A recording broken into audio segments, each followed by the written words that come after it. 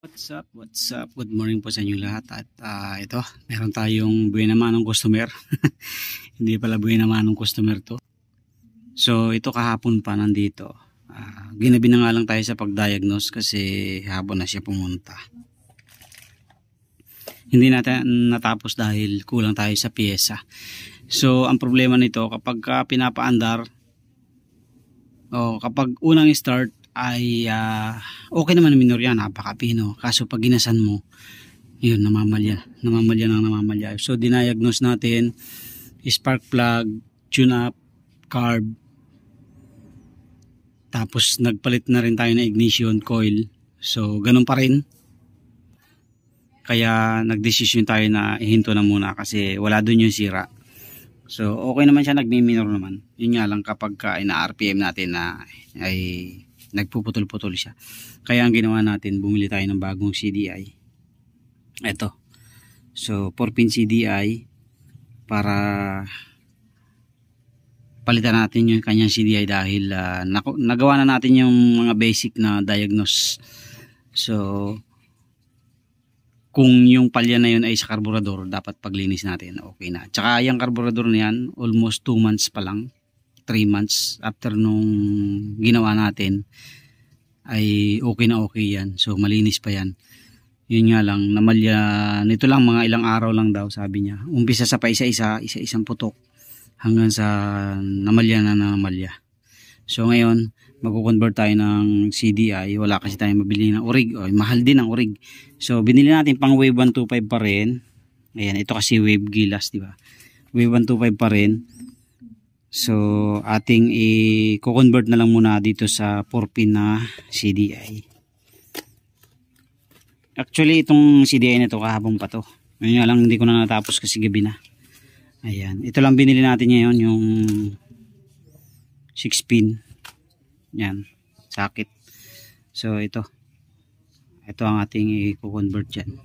So papakita na lang natin mamaya pagkatapos nating ilagay yung proper wiring. So ito naman ay madali lang naman i-wiring. So mamaya na lang natin i-explain, okay?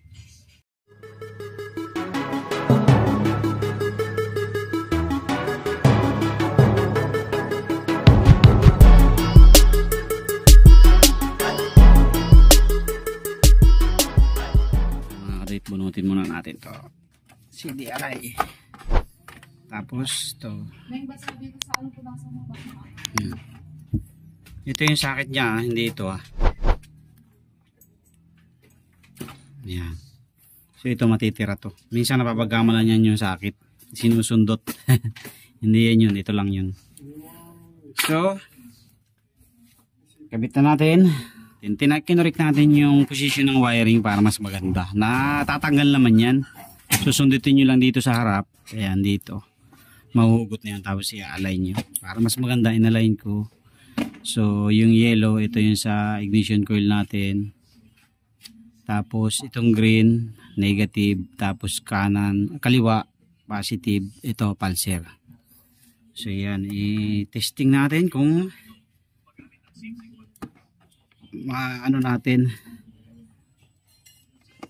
mapapatino natin to.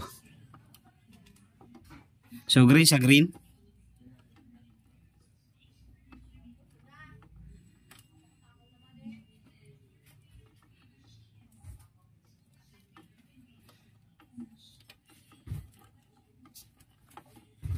tapos red to red. Itong hiwalay na sakit niya, ito yung positive niya. Yan, dito natin siya i-connect.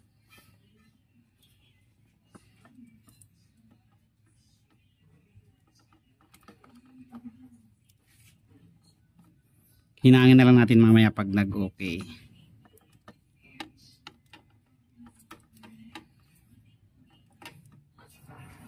Tapos itong blue, pulser.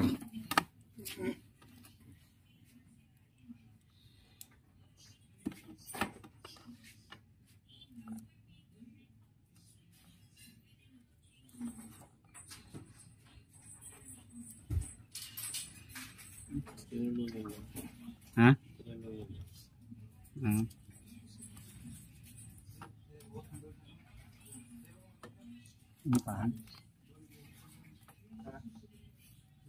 Tapos itong yellow sa ignition coil ay sa black. Yung black. Ito.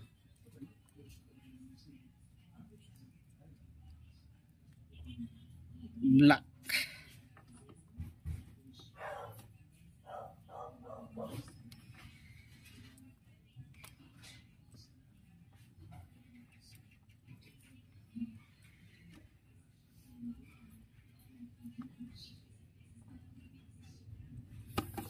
Okay. So, green sa green. Dalawa yung green dito mga kadwit. Yung isa sa pulser yan bago yung isa sa body. Tapos, red to red. Blue sa blue. Yung pulser natin blue. Tapos, yellow sa black. Kasi ito yung ignition coil natin. So, lagyan muna natin ng tape para hindi mag dikit-dikit. Tapos, testingin na natin. Okay. Testing.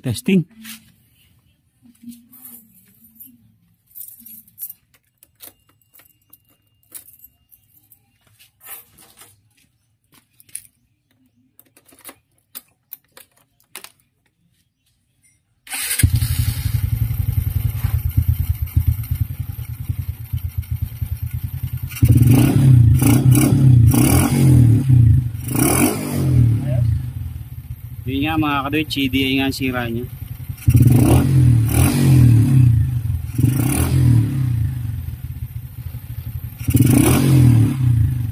Ayos na.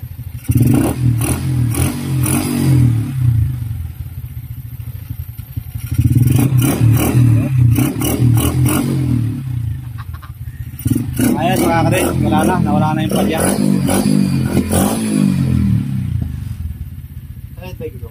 Hindi.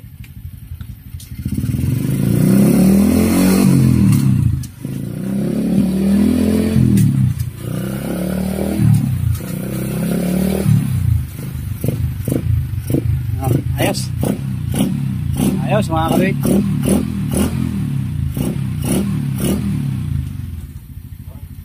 Ayos na no? Yan lang mga kabit. CDI nga ang sira niya.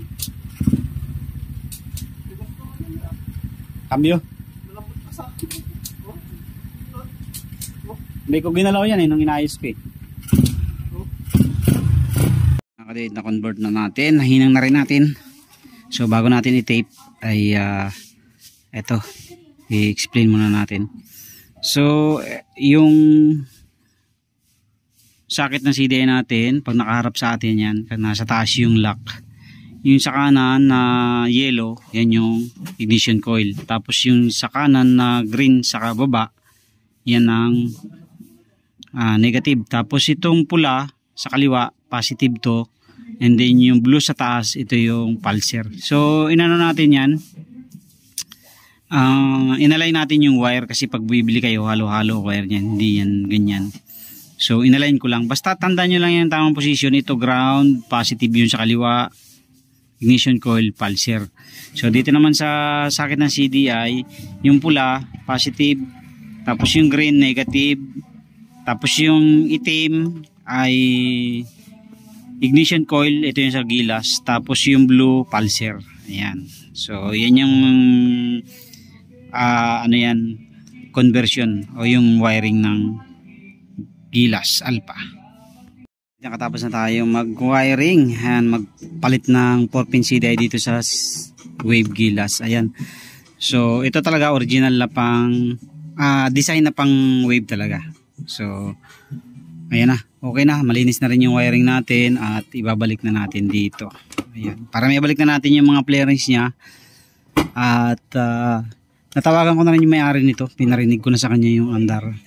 Sabi ko tapos na ako, pwede na niyang kuhanin.